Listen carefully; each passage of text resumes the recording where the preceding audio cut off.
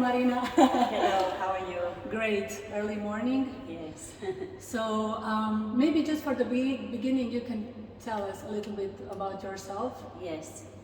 So I am a Spanish choreographer based in the Netherlands.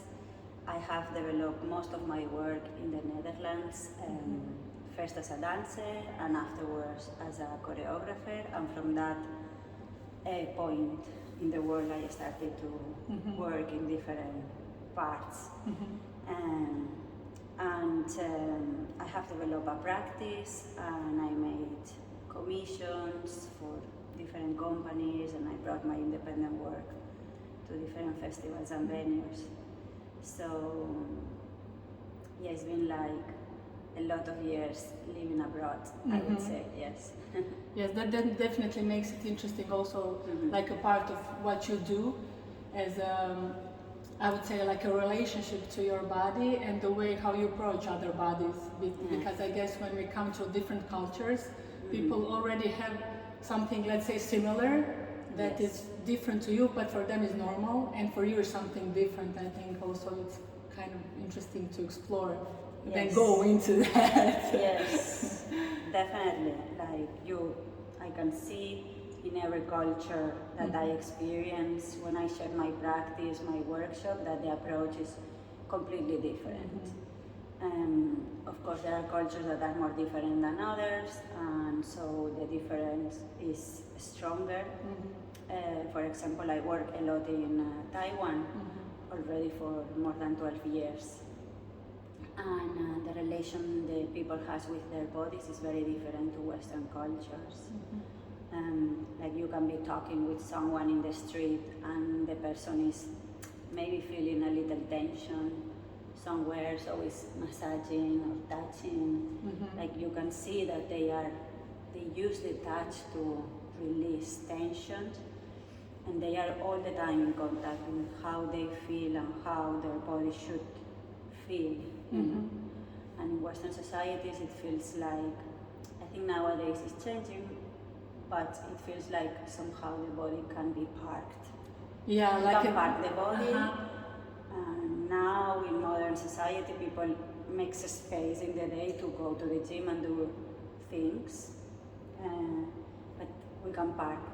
But for them, the body and how they feel with it is all the time with them. Yes, so yes, the touch can be a very great way for us to remember that the body is here. But also, how much when we talk with somebody, we disconnect from ourselves and go into conversation, and they talk and in the same time, I'm talking with you and I'm massaging myself.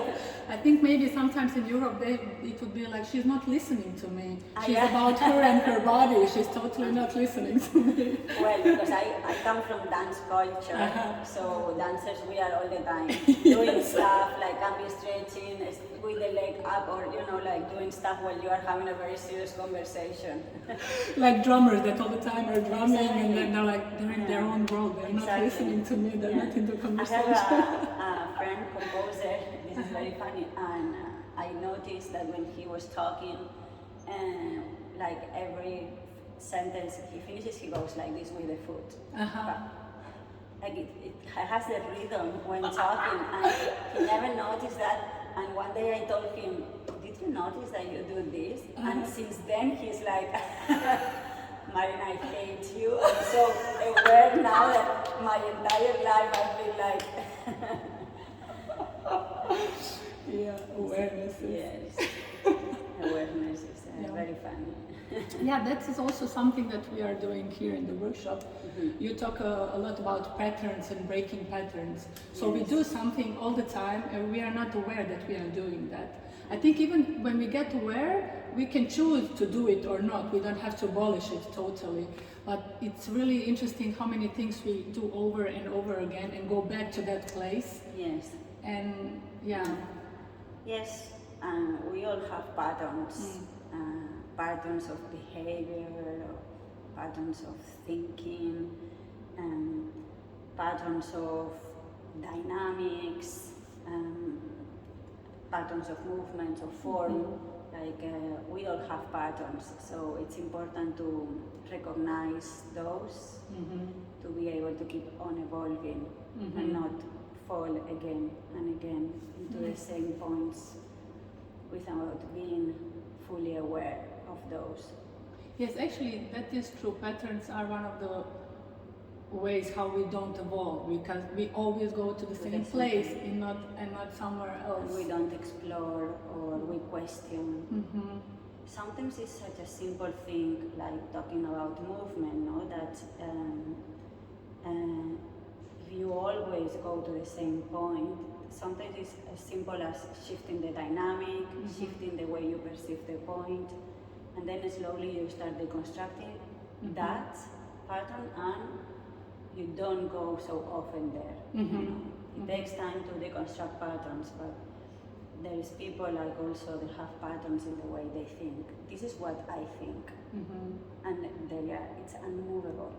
Like if thought could not evolve, you know, Yes. and could be with deeper layers of understanding and can transform. And a lot of people nowadays we see it even more now that this is what I think and everything else is wrong. So in movement and dance is the same. So I think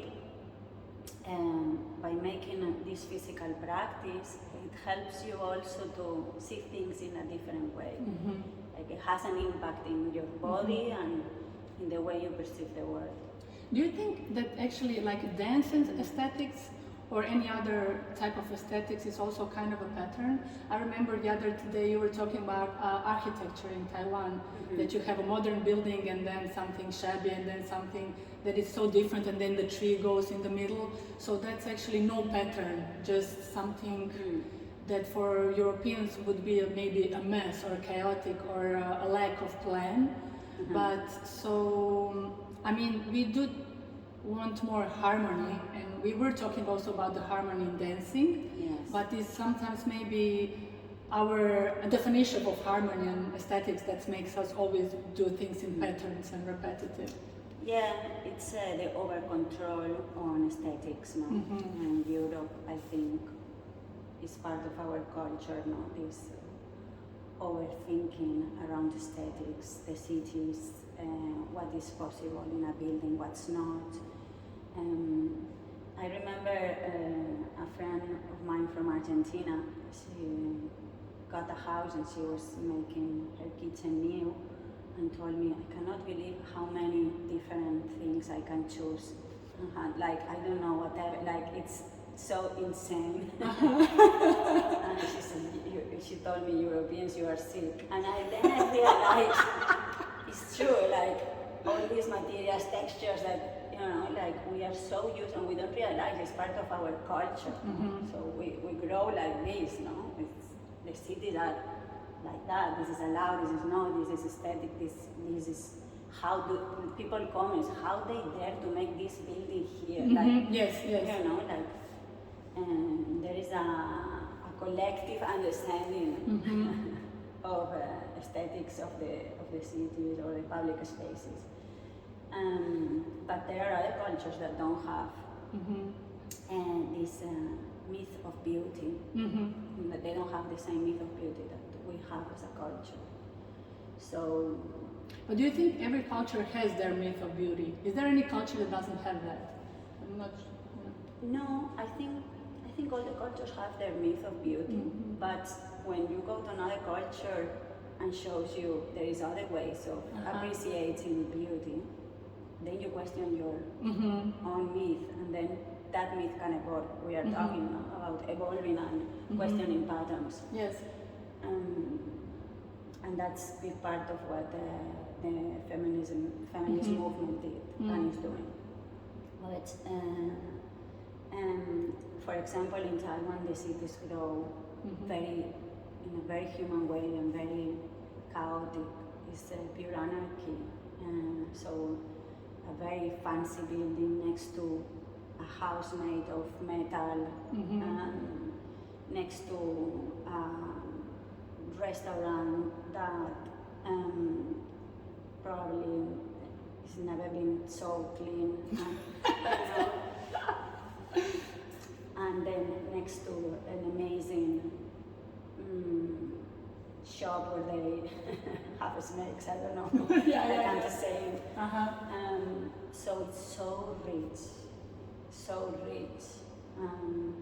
You go through the city and you can be hours walking just contemplating this beautiful humanity that grows like hybrids. Do you notice that? It's like a cyber city. Yeah. Do you notice when you work with dancers there that it's different also like approach to improvisation? Yes. Because yes, that's it's part very different. It's for them it's very spiritual. Like they don't have this separation body mind. So they are experiences that are for them transforming them in a very spiritual and holistic way. So the approach is really concentration because they are aware that it might be having a very big impact in the way they perceive world. So it's not detached thought and body. Do you think people in Europe also park, as they park their body, they park their, like, this is spiritual moment, this is body moment, this is my real life? Yes, yes, we classify. We like to put things in like boxes. spiritual is something there and it's not here now all the time, All just the like time. my body. Yes. Okay. Yes. Yeah. I am spiritual when I do this, but not the rest of the day. Yeah. Yes, I agree. We have also that. Interesting. Yes. And you also include kind of this energy practice also. Is that something from Tai Chi or like different things that you did? Yes, different experiences you encounter through your life. Like I apply everything is possible, no? For the practice, not only specific body techniques, and everything like having a massage,